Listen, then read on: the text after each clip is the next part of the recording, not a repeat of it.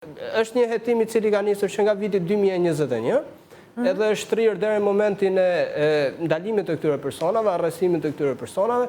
Unë pash prokurorët atje kishin dalë në terren edhe pjesa më e madhe e trafikut të lëndëve narkotike ishte dokumentuar edhe nëpërmjet fotove, nëpërmjet informacioneve, nëpërmjet bisedave. Pra, provat ishin konkrete. Ajo që ne kemi diskutuar shpeshherë në studio që qofse disa aksione në Shqipëri, po them, apo gjyqe në Shqipëri, proceset gjyqësore janë ndërtuar vetëm në bazë të transkriptimeve të Skype. Në këtë rast kishim përveç pjesës së transkriptimeve të Skype, kishim edhe elemente nga terreni, prova të cilet ishin marrë nga terreni. Dhe prandaj po them që në objektivin tim apo në syrin tim ishte një hetim I cili ishte I plot, I thelluar edhe dokumentonte ato persona, sa I përket pjesës shqiptare. Pastaj pse u bë pas zgjedhjeve dhe jo para zgjedhjeve dhe mund parandalojë krimi zgjedhor në këtë pikë, pastaj futemi në diskutim tjetër që mund ta shtrojmë si dinamika apo si ide diskutimi. Sepse dua të kaloj në tema të tjera. Po. Një sekondë deri më lejo pak këtu, me vetë të lutem, sepse është shumë interesante kjo. Ishte nxjerr pretendimi që I kishte vonesa nga prokuroria e posaçme shqiptare e tjera, pra e linin barrën këtu. Kjo nuk funksionon fare nga ana e tyre. Nuk funksionon sepse një institucion të cilët ti do të bësh një operacion të përbashkët, e para bursin ti duhet ta fillosh dhe të paraqisësh dokumentacionin, nuk mund të futesh ti pa një dokumentacion real, pa prova konkrete. Tani në gjithë grup të jashtëzakonshëm, trafikantësh, vrasësh e tjera dhe u sekuestrojnë vetëm 4 milion euro, ndoqën para. Dua të kaloj në një tjetër çështje. Ka lëvizje të shumta në policinë e shtetit, sidomos në policinë e Tiranës. Çfarë po ndodh? Pse vijnë këto ndryshime pikërisht në këto momente? Po gjithmonë ndryshimet nga ana e zyrtarëve të policisë vijnë për mirë, ose paktën kështu shpresojmë. Po ka pasur shumë zëra, ka pasur shumë lëvizje, sidomos edhe në komisariatin numër 2 që u bë një lëvizje shumë e madhe, tani ka pasur disa ndryshime. Jo ka diçka konkrete, pse? Po jo, nuk mendoj që ka diçka konkrete në këtë rast, sa I përket këtyre ndryshimeve, nuk bëhet fjalë për ndryshime në nivel drejtorësh apo shefa komisariatësh, po drejtorësh në sektore të ndryshme, të cilët janë bërë këtë lëvizje në drejtorinë e Tiranës, janë lëvizje rutinë. Më bën përshtypje pse janë kaq të shpeshta, sepse mendoj që ndikojnë negativisht në momentin që njeriu kalon një farë kohe, arrin të kuptojë realitetin e zonës, njeh më mirë zonën, elementet kriminal patjetër dhe punonjësit, por nuk di të them apo gjej një arsye që është bërë për arsye hetimore, sepse edhe personat që janë lëvizur nuk është se janë lënë të lirë apo janë nxjerrë nga zinxhiri I policisë, por janë orientuar drejt pozitave të tjera, që do thotë se është bërë një rokat në nivel pozicionesh, ndryshime karriere etj. Jo se ka pasur një hetim konkretisht me policia rrugore. Policia rrugore ndolli ndryshime që me arrestimin e Rovenzarkës dhe më pas Ka lidhje këto ndryshime pra me arrestimin e Rovenzekës apo nuk? Jo, nuk dyshoj, nuk besoj. Avokat, keni diçka për të shtuar në lidhje me këtë rokat në policinë e Tiranës? Është vetëm thjesht një lëvizje brenda institucioneve, ndoshta bëhet edhe për të dhënë më shumë përparësi dhe oksigjen asaj detyre të cilët kanë përsipër, por që janë krejt normale brenda një institucioni të bëhen lëvizje paralele. Por që ajo që tha Eraldo që një person I cili është në një komunitet I cili minimalisht sa fillon edhe studion terrenin edhe ambientohet me zonën ku operon, edhe të largohet shpejt nga ajo detyrë. E kuptoj. Nuk është edhe fort e këndshme, por edhe familiarizimi të cilin ndodhi në institucionet e policisë, ndoshta edhe për këtë e bëjnë, por që ngelet. Avokat, do ta vijojmë bashkë bisedën për të kaluar tek krimi zgjedhor.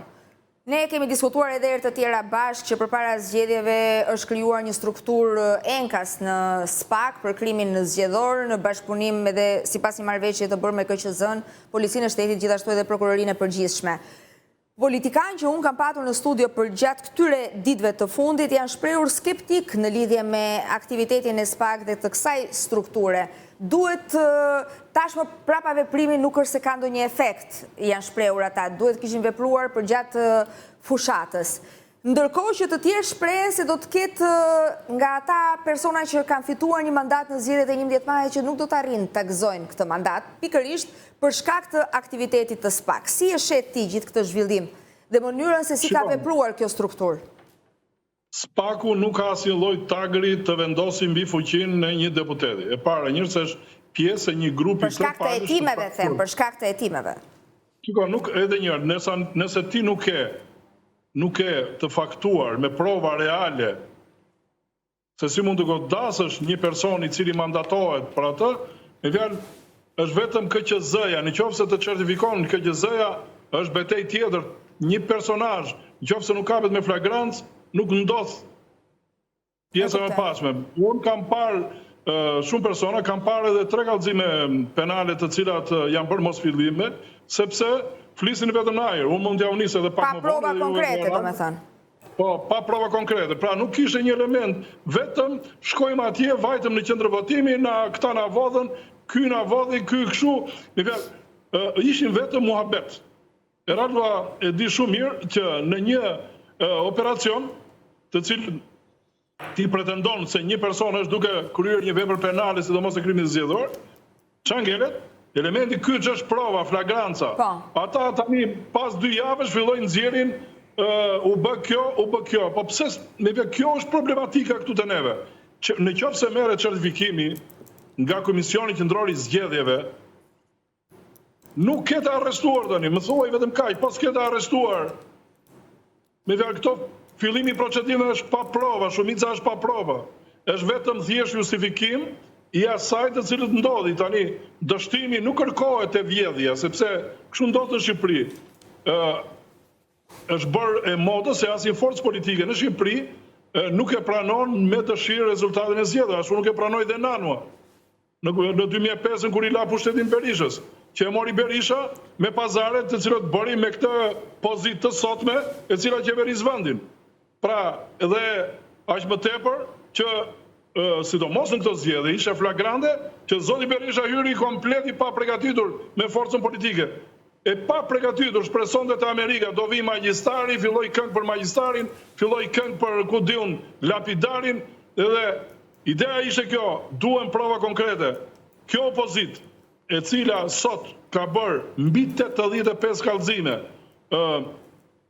të pa faktuara, dhe unë do unis pasaj e 4 mos fillime procedimit që t'i shikoni, në kere vetëm kuadrën e lavës, në qofë se s'ka prova, të paktën të pjesa ime, të pjesa profesionale, flitet me prova konkrete, flitet me flagrancë.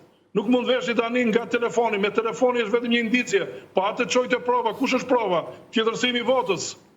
Ku si u bë, ku dha ajo para, si u morën këto. Dhe nëse nuk ishin këto, s'ke çfarë të bësh. Pastaj unë kësaj i ngelem.